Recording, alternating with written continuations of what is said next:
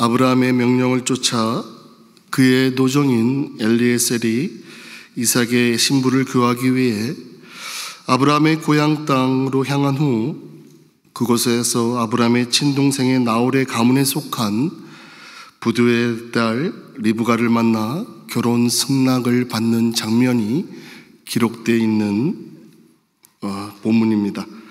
어떻게 보면 수요일 날 우리 생명의 생수기도회 때 그 했던 본문의 내용이 그대로 반복되어지는 것 같지만, 오늘은 리브가의 가족을 찾아 자기가 하나님의 말씀을 따라 순종한 그 말씀이 어떻게 지켜지고 있는지를 설명하고 있는 내용입니다. 42절부터 49절에 보면 아브라함의 종은 자신이 어떻게 리브가를 만나게 되었는지를 가족에게 소개하고 있습니다. 눈에 보기에는 먼 여행을 한 늙은 나그네와 또 그 나그네에게 선한 마음으로 물을 주었을 뿐만 아니라 낙타에게도 물을 준 한 처녀의 만남이 소개되고 있는데, 더 나아가 아브라함의 종은 리브가의 가족들에게 하나님께서 허락하신 만남이 이것이었고 또 하나님의 일하심이 있다는 것을 눈을 들어 바라볼 것을 요청하고 있습니다. 아브라함의 종은 하나님께 기도한 대로 자신과 낙타에게 우물의 물을 제공한 이 리브가가 자신의 주인 아브라함의 족속, 다시 말하면 아브라함의 동생인 나홀의 소녀의 딸임을 확인하는 순간을 증거하고 있습니다. 그 증거하는 내용의 48절에 보면 머리를 숙여 하나님께 경배하고 찬송하였다라는 이 늙은 종의 고백이 나옵니다.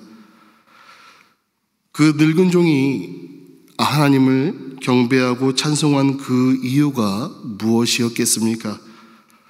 단순히 쉽게 목적을 달성했다라는 것에 끝나는 것이 아니었고, 하나님께서 아브라함에게 하셨던 그 약속을 성실하게 이루어 나가시는데 그것을 종에 불과한 자신을 통해 이뤄 나가고 있다는 것을 묵도했기 때문입니다. 이와 같이 하나님께서 약속하신 그 무엇을 우리 삶 가운데 이루어 나가고 있다는 것을 깨닫고 살아가는 때가 우리는 얼마나 많이 있습니까? 우리를 구원해 주시겠다고 한 영원전부터 약속하셨던 그 뜻을 독생자 예수 그리스도를 통해서 이루신 하나님, 오늘을 살아가고 있는 우리들에게도 매 순간 관여하고 있다는 것을 우리는 믿어야 됩니다. 그럼 과연 하나님께서는 우리의 삶에 어떻게 관여하고 있습니까? 오늘 설교의 제목을 보면 하나님의 인도하심과 보호하심이라는 제목으로 여러분들과 같이 나누고 있는데, 과연 우리 삶에 하나님의 인도하심과 보호하심을 얼마나 느끼고 살아가십니까? 우리들의 삶은 하나님께서 얼마나 깊이 관여하시는지 안 관여하고 계시는지를 우리는 스스로 늘 물어보면서 살아야 됩니다. 우리는 스스로 하나님을 믿는 믿음으로 살아간다고 하지만 실로 하나님이 직접 우리의 일거수일투족을 살피시고 또 우리의 삶을 관여하신다라고 하는 이 사실, 어떨 때는 모르거나 잊고 살아갈 때가 얼마나 많이 있습니까? 그래서 우리들의 신앙생활을 쉽게 돌이켜보면 습관화가 되어 있고, 또 그러한 습관화가 되어 있는 신앙생활은 활기에 차 있지 않는 때가 너무나도 많이 있습니다. 따지고 보면 우리의 신앙생활이 활기가 없고 죽은 것처럼 보이는 것이 너무나도 당연합니다. 살아계신 하나님께서 계속적으로 관여하고 있다는 그 사실을 모르고 망각한 채로 우리가 신앙생활을 하고 있는데 우리의 신앙생활에 무슨 활기가 있을 수 있겠습니까? 하나님은 우리의 삶을 목자 되신 하나님의 입장에서 우리의 삶을 인도하고 계신다는 것을 늘 기억해야 될 줄 믿습니다. 우리들이 안전하고 평안한 삶을 살 수 있도록 우리를 또한 보호하고 계십니다. 예를 들어서 우리가 읽은 24장 본문에 나오는 아브라함의 종 엘리에셀, 이삭의 아내감을 찾기 위해 먼 여정을 떠났을 때에도 하나님의 깊고 섬세함으로 그를 인도하셨다는 것을 우리는 알 수 있습니다. 또한 우리가 너무나도 잘 알고 있는 에녹을 한번 보면 그가 얼마나 하나님과 가까이 있었고 하나님께서 그와 얼마나 가까이 계시며 인도하셨는지를 우리는 너무나도 잘 압니다. 성경은 하나님이 300년을 함께 동행하셨다라고 표현하고 있습니다. 이처럼 하나님은 우리 믿는 사람들의 삶을 세밀하게 개입하시고 인도하시고 보호하시기 때문에 에레미야 선지자는 고백하기를 이것이 아침마다 새로우니 주의 성실이 크도다라고 고백을 하고 있습니다. 그러한 섬세한 하나님의 인도하심과 보호하심, 우리의 삶에 있을 때 하나님은 때로는 우리의 단순한 길을 막으십니다.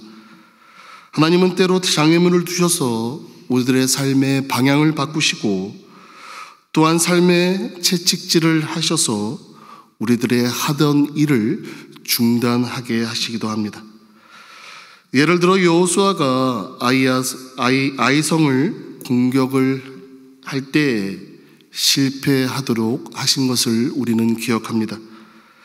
그 결과 이스라엘은 많은 피해를 입었지만 그러한 피해에도 불구하고 하나님은 그렇게 하셔서라도 이스라엘의 죄를 밝히시도록 하셔서 하나님의 뜻에 합당한 방향으로 결국 나아가게 하셨다는 것을 우리는 기억합니다. 사도 바울이 아시아로 선교를 떠나는 것을 또한 막으셨습니다. 이와 같이 우리 믿는 사람들 이유 모를 고난과 억울한 일을 당할 때가 있지만 그러나 그것도 긴 안목에서 보면 그것 또한 우리를 살피시는 하나님의 인도하심과 보호하심에 의해 결국 우리의 유익을 위한 것이라는 것을 우리는 바라봐야 될 줄 믿습니다. 또한 세상적인 관점에서 보면 불행이나 만약 그것이 우리에게 영생을 주는 길이 아니라고 하면 하나님께서 우리들에게 시련을 주십니다.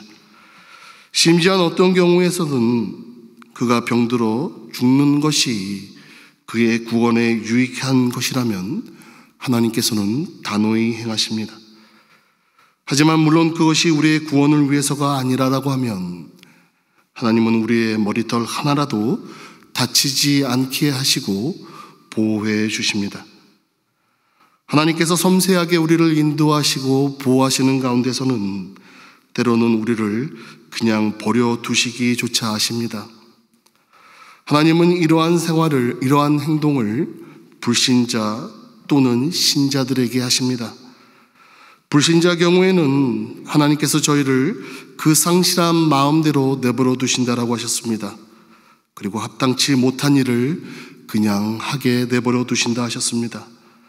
믿는 사람 같은 경우에는 어떻습니까?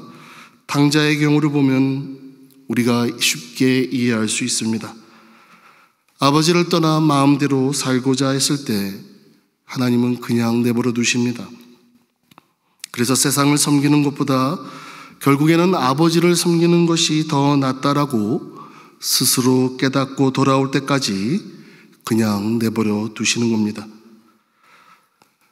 이와 같이 우리를 세밀하게 살피시면서 때로는 우리의 길을 막으시고 버려두시는 하나님, 그 인도하심이 오늘 본문에 보면 엘리에셀은 48절에 하나님께서 자신을 바른 길로 인도하셨다라고 고백합니다. 바른 길이 뭡니까? 바른 길은 문자적으로 신실한 길이고 진리의 길입니다. 하나님의 약속이 이루어지는 그 신실한 길, 그 길 위에 우리가 서 있을 때 우리의 머리는 숙여지고 주님을 향한 경배와 찬송의 삶을 살아갈 수 있습니다. 이제 아브라함의 종은 리브가의 가족에게 함께 이 길에 설 것을 권면하고 있습니다. 49절에 보면 이제 당신들이 인자함과 진실함으로 내 주인을 대접하려거든 종의 고백이 나옵니다. 여기 나오는 인자함과 진실함은 성경에서 주로 하나님의 성품을 나타낼 때 쓰이는 표현입니다.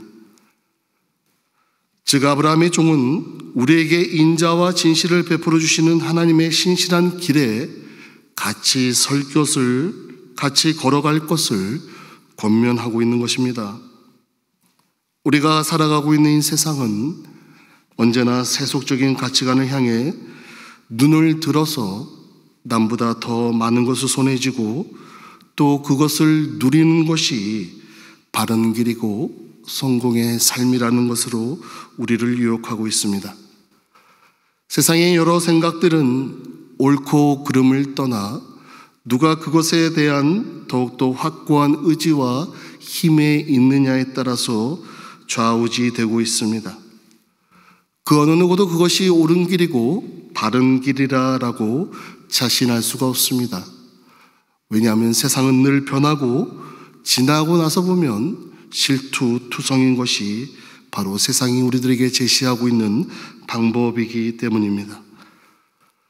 그러나 우리의 눈을 들어서 지금도 신실하게 약속을 이뤄나가시고 있는 주님을 우리가 조금이라도 느끼고 바라본다라고 하면 우리는 우리가 주님의 신실하신 길 위에 서 있음을 늘 확신하고 있습니다. 왜냐하면 하나님의 길은 세상이 약속하는 것보다 더 크고 위대하기 때문입니다. 내가 하고 있는 일에 막힘이 있습니까? 환난이 있습니까? 어려움이 있습니까? 아니면 내 삶에 하나님의 응답이 나타나지 않아 하나님이 안 계신 것처럼 느낄 때가 있습니까? 그럼에도 불구하고 하나님은 늘 쉬지 않고 일하시고 있다는 것을 믿으시기 바랍니다. 그래야 할 때 우리도 주님의 신실한 종이 될 수 있고 세상 사람을 살리고 우리 주님의 뜻이 우리의 삶을 이를 통해 이루어지는 귀한 생명의 통로가 될 수 있다는 것을 여러분들 굳게 믿으시고 나아가시기 바랍니다. 그러한 믿음이 가득 찬 우리들, 그런 사람들이 모여있는 우리 첼티넴 장로교를 통해서 마지막 때에 우리의 주님의 뜻이 우리를 통해 이루어지는 그 일에 귀히 참여할 수 있는 여러분들 되시길 주님의 이름으로 간절히 축원합니다. 우리 한번 다 같이 이 시간에 기도하겠습니다.